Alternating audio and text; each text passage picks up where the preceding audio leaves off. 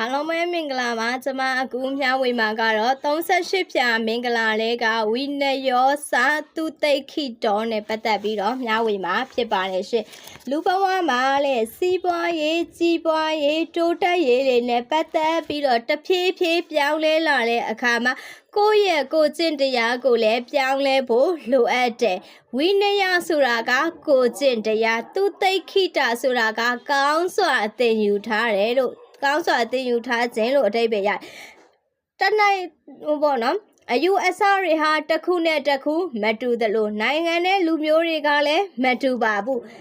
ကဘာပေါ်မှာပေါ့နော်မတူကြဘူးတူညီတဲ့အချက်ကဘာလဲလို့မေးလိုက်ရင်မကောင်းတာလောက်တာကိုမကြိုက်ဘူးမကောင်းတာလောက်တာကိုလက်မခံဘူးလေမြန်မာလိုဆိုရင်တော့ဒုစရိုက်10ပါးကိုမကြိုက်ဘူးလို့ပြောတာပေါ့နော်ပါဏာတိပါဒအဋိဏဒါနကာမေတုမိစ္ဆာစာရစသည်ဖြင့်ဒီဒုစရိုက်တွေလောက်တာကိုမကြိုက်ဘူးတဲ့ဒါတွေဟာလူတွေရဲ့ကျင့်ဝတ်မဟုတ်ပါဘူးသူများကိုနှိပ်စက်ဖို့အတွက်တိဆောက်ထားတဲ့ကဘာကြီးလည်းမဟုတ်ပါဘူးလိုအပ်တဲ့ပုံကိုယ်တွေကိုကူညီပေးဖို့တိဆောက်ထားတဲ့ကဘာကြီးပါလေပါဏာတိပါဒဆိုတာတတ်တာဖြတ်တာရိုက်တာနှက်တာ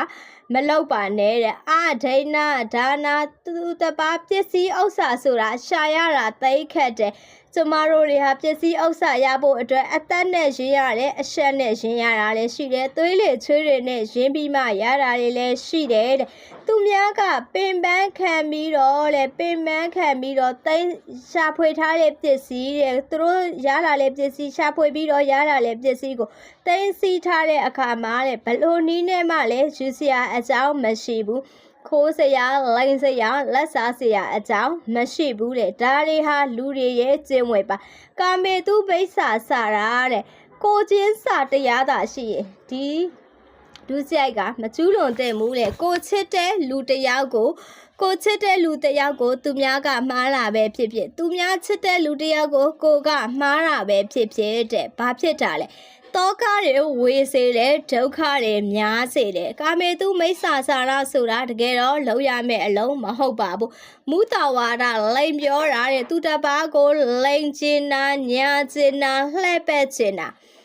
မကောင်းပါဘူးကိုလိန်မယ်ညာမယ်လှဲ့ဖြားမယ်ဆိုရင်ကိုတိုင်းကိုကြိုက်လားကိုလည်းမကြိုက်သလိုသူများလည်းကြိုက်မှာမဟုတ်ဘူးလောကမှာကိုမကြိုက်ရင်သူများလည်းကြိုက်မှာမဟုတ်ဘူးဆိုတဲ့ကိုချင်းစာတရားတွေနဲ့ကျမတို့ဘာတွေကိုရှောင်ကျဉ်ရမလဲဒုစရိုက်တွေကိုရှောင်ကျဉ်ရမယ်ဒါကြောင့်မလိမ္မာနဲ့တဲ့ပိတုနာဝါစာသူများကိုအပုတ်ချရမယ်အလုပ်သူများကိုတိတ်ခါချရမယ်အလုပ်တွေလည်းမလုပ်ပါနဲ့ထမင်းတစ်လုံးအတွက်အဝတ်တစ်ခုအတွက်ဘဝရဲ့အခြေအနေတစ်ခုအတွက်ပဲဖြစ်ဖြစ်သူများကိုတိတ်ခါချပြီးမှရလာမယ်ဆိုရင်နဲ့ဒါကလူတွေလောက်ရမယ်အလုံးမဟုတ်ပါဘူးတရိษံနေဆိုရင်သူတို့ရဲ့အလဲမှာပေါ့နော်တရိษံနေအများကြီးရှိတဲ့အလဲမှာအစာတစ်ခုချကြည့်လိုက်သူတို့ကဘာလုပ်ဖို့လဲလူစားဖို့ဝေမလေးဘူးသူများကိုတိုက်ခိုက်ဖို့ဝေမလေးဘူးတဲ့ဘာကြောင့်လဲသူတို့မှာကောင်းစွာသင်ယူထားတဲ့ကိုကျင့်တရားဆိုတာမရှိလို့ပါပဲတဲ့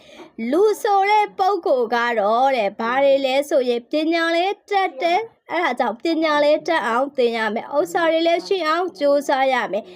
ပညာတွေလည်းတက်ပြီးဥစ္စာတွေလည်းရှိပြီးဆိုရင်ကိုယ့်ရဲ့ကိုကျင့်တရားနဲ့ပတ်သက်ပြီးတော့ဘာလုပ်ဖို့လိုအပ်လဲသင်ယူရမယ်တဲ့သူများကိုအပုတ်ချတဲ့အလုပ်တွေမလုပ်ပါနဲ့ဖရုသဝါစာဆဲဆိုးချိန်မောင်းတာတွေလည်းမလုပ်ပါနဲ့လူကားလည်းအဆင့်အတန်းရှိတယ်ပညာလည်းတက်တဲ့အလုပ်လည်းရှိတယ်နေရာကောင်းလည်းရထားမယ်တဲ့စိတ်ကောင်းလည်းရှိမယ်ဆိုရင်အဒီပုဂ္ဂိုလ်ကဆဲဆိုချိန်မောင်းတာတွေမလုပ်သင့်ဘူးတဲ့ဘာကြောင့်လဲအဒီလုပ်ရက်တွေကကိုယ့်ရဲ့အဆင့်အတန်းကိုဆွဲချစေတယ်တဲ့ကြားစေတာဖြစ်တဲ့အတွက်ကြောင့်ဆဲဆိုတာလေးလည်းမလုပ်ပါနဲ့ရှောင်ကျဉ်ပါတန်ဖက်ပလာပါအကျိုးမရှိတဲ့စကားတွေလည်းမပြောပါနဲ့ဘာကြောင့်လဲအကျိုးမရှိတဲ့စကားတွေပြောတဲ့အတွက်ကိုယ့်ရဲ့ဘဝမှာအကျိုးရှိလာစရာအကြောင်းလည်းမရှိဘူးလူဆိုတဲ့ပုဂ္ဂိုလ်ကအချိန်နဲ့အများတိုးတက်အောင်စူးစမ်းနေရတာပါလူဘဝဟာတိုးလေးပါရလာတဲ့အချိန်လေးမှာသူများအကြောင်းတွေပြောမယ်မဟုတ်တာတွေပြောပြီးတော့အချိန်ဖြုံးမယ်ဆိုရင်ဆုံးရှုံးမှုတွေကကြီးမားတယ်အချိန်ဆိုတာငွေအချိန်ဆိုတာအသက်ပဲတန်မိုးရှိတာတစ်ခုကိုအလကားထိုင်ဖြုံးလိုက်ပြီဆိုရင်အတ္တိသုံးပြီးသားအရာကနောက်ထပ်ပြန်မရနိုင်တော့တဲ့အတွက်ကြောင့်တန်မိုးမရှိတဲ့လုပ်ရက်တွေလည်းမလုပ်ပါနဲ့တဲ့အဘိဓါသူများပိုင်ဆိုင်တဲ့ပစ္စည်းကို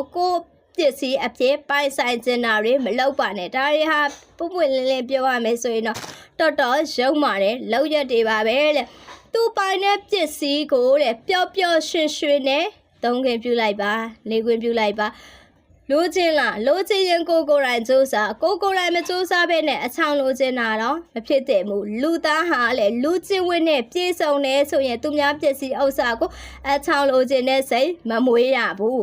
ဗျာပါဒသူများကိုဘလို့နှိပ်စက်ရင်ကောင်းမလဲနစ်နာအောင်ဘလို့ပြောရင်ကောင်းမလဲဘလို့လောင်းလိုက်ရင်ကောင်းမလဲဆိုပြီးတော့စဉ်းစားတာမျိုးဟာလူသားတစ်ယောက်အနေနဲ့တော့မလုပ်သင့်ပါဘူးတဲ့ကိုချင်းတရားကောင်းရင်သူများကိုနာကျင်အောင်မလုပ်သင့်ဘူးသူများကိုနာကျင်အောင်လုပ်ဖို့သွေးလည်းမသွေးနဲ့ပြောလည်းမပြောနဲ့လှုပ်လည်းမလှုပ်ရပါဘူးတဲ့မိစ္ဆာဒိဋ္ဌိဆိုတာအတွေးအခေါ်လွဲတာမရှိပါစေနဲ့ကျမတို့ကအတွေးလွဲရင်အလုပ်တွေလည်းလွဲမယ်အပြောတွေလည်းလွဲမယ်ဒါကြောင့်ဒုစရိုက်စေပါနဲ့ပတ်သက်ပြီးတော့မလုပ်သင့်ဘူးဆိုတာဘာလုပ်သင့်တာလဲသင်ကိုသင်ယူထားရမှာ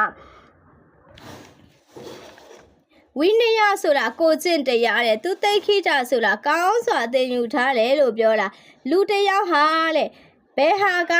လောက်ရမယ်ဘယ်ဟာကမလောက်ရဘူးလဲဆိုတာသိတဲ့နဲ့လေလူတယောက်မလောက်ရမယ်ကျင့်ဝတ်နဲ့ပတ်သက်ပြီးတော့လေလေးလာသင်ယူရမယ်သင်ယူပြီးတဲ့အခါမှာလေမကောင်းတာဆိုရင်ရှောင်ရမယ်ကောင်းတာဆိုရင်ဆောင်ရမယ်ဒါမှလူပတ်ဝန်းကျင်လူအခြေအနေတစ်ခုကိုကျမတို့ကဘာဖြစ်လဲတိုးတက်မြင့်မားစေခြင်းနဲ့တိုးတက်စေခြင်းနဲ့မြင့်မားစေခြင်းနဲ့ကိုယ့်ရဲ့ဘဝကိုလည်းမြင့်တင်ခြင်းနဲ့ဆိုရင်မကောင်းတာတွေကိုမလုပ်ပါနဲ့ကောင်းတာတွေလုပ်ပြီးတော့ကောင်းတဲ့ကိုကျင့်တရားကိုထိန်းသိမ်းဖို့အတွက်တဲ့လိုအပ်တယ်အလားကလူသားတစ်ယောက်ရဲ့တာဝန်မှာပဲ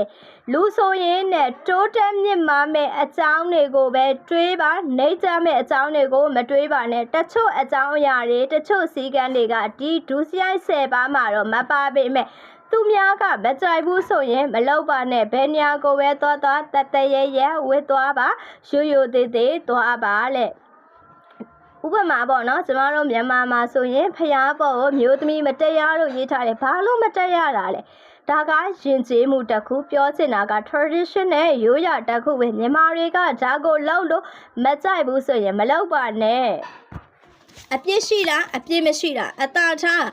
ကိုမကြိုက်တာကိုသူများလောက်ရင်နဲ့သူလက်မခံတယ်လို့သူမကြိုက်တာကိုကိုလုံးရင်လည်းသူကလက်ခံမှာမဟုတ်ဘူးတဲ့ဒါကြောင့်ဘယ်နေရာကိုပဲသွားဘသူနဲ့ပဲပေါင်းကျမတို့တွေဟာပတ်ဝန်းကျင်မှာနေတဲ့အတွက်ဘာသာမတူလူမျိုးမတူနိုင်ငံမတူတွေနဲ့တွေးဆောင်တဲ့အခါမှာဆက်ဆံတဲ့အခါမှာအလုပ်တွေလုပ်တဲ့အခါမှာသူတို့ရဲ့ယဉ်ကျေးမှုကိုကြည့်ပြီးတော့လိုက်နာရတာလေးလည်းရှိတယ်အဲ့ဒါတွေကဘာလဲဝိနယောစာသူတိခိတ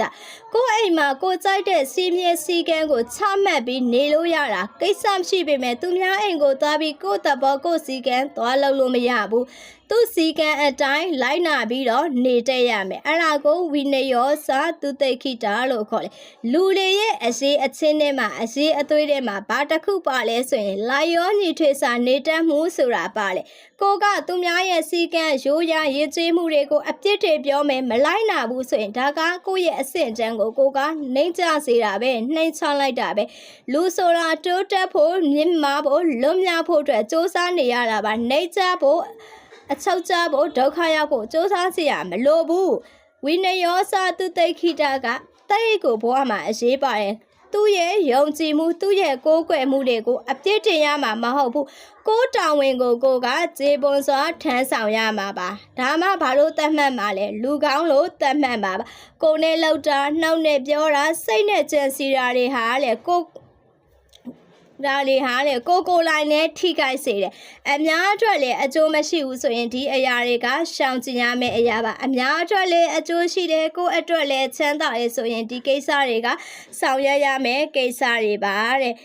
လူတွေကြည့်လောက်ရမယ့်အလုပ်လူတွေကြည့်ရမယ့်ကျင့်ဝတ်တွေဖြစ်ပါတယ်ဒါဟာပါလေဆိုရင်ဝိနယောစာသူတိခိတာဆိုလေမြင်္ဂလာနဲ့ပြည့်စုံတယ်လို့ပြောရပါမယ်ဒီလိုဝိနယောစာသူတိခိတာမြင်္ဂလာနဲ့ပြည့်စုံဖို့အတွက်ကျမတို့ကစာပေတွေကိုလေ့လာရမယ်အတွေ့အကြုံတွေကိုရှာရမယ်တီထိုက်တာတွေကိုသိအောင်ကြိုးစားရမယ်ကြိုးစားပြီးတော့လိုက်နာကျင့်သုံးမယ်ဆိုရင်ဒီဝိနယောစာသူတိခိတာဆိုလေမင်္ဂလာနဲ့ပြည့်စုံမှာဖြစ်ပါတယ်ရှင်ကျေးဇူးတင်ပါတယ်